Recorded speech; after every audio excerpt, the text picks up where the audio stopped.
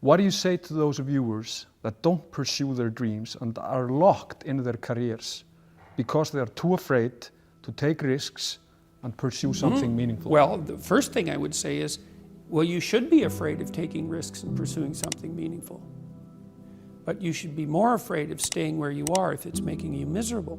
It's like the first thing you want to do is dispense with the idea that you get to have any permanent security outside of your ability to contend and adapt. It's the same issue with children.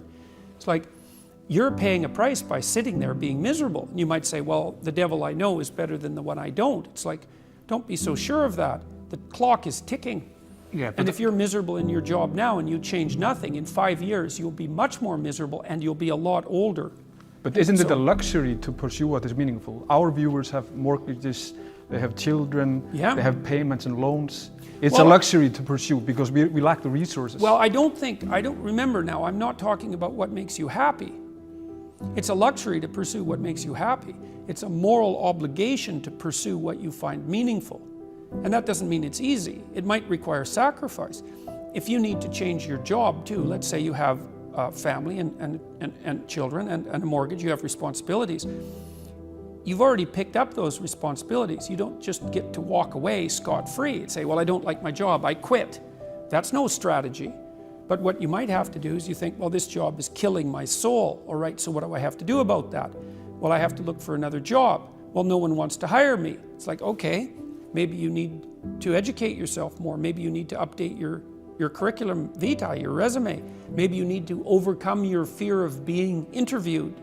Maybe you need to sharpen your social skills. Like, you have to think about these things strategically. If you're going to switch careers, you have to do it like an intelligent, responsible person. That might take you a couple of years of effort to do properly. When you say pursue something meaningful, is it important to have a vocation?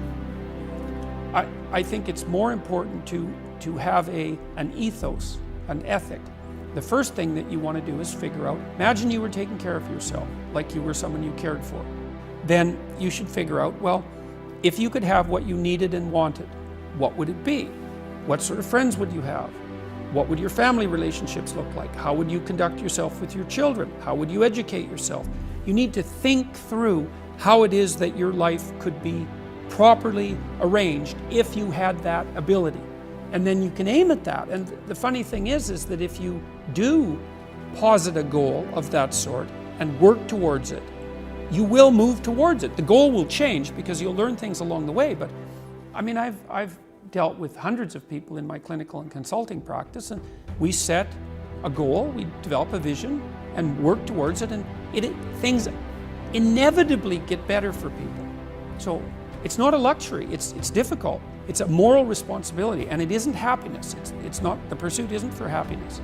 And that might be the best thing that ever happened to you, because if the structure you're in is going in that direction and you can't stop it, it's like, get the hell out of there and find something else. So it's not that hard to find a job when you already have a job. That's another thing to keep in mind too. You know, whenever you're working, and you will be, especially in the world of today where jobs are relatively uncertain, you should always have an escape route planned, and it should be active, because if you don't have an escape route and you can't get away, you can't say no. And if you can't say no, you can't bargain, and if you can't bargain, you're a slave. So that's how the world is set out at the moment. It's probably always been like that, but it's something that you really need to know, because you got to watch. If your being is objecting to something that someone is forcing you to do, maybe you're right. Maybe you shouldn't be doing it. And lots of people end up living meaningless lives. And that's not a very good term, because there's no such thing as a meaningless life. Because one of the meanings of life is suffering. And there's no bloody way you're going to escape that. So you will not have a meaningless life. You'll have a life that's only suffering. And I wouldn't recommend that.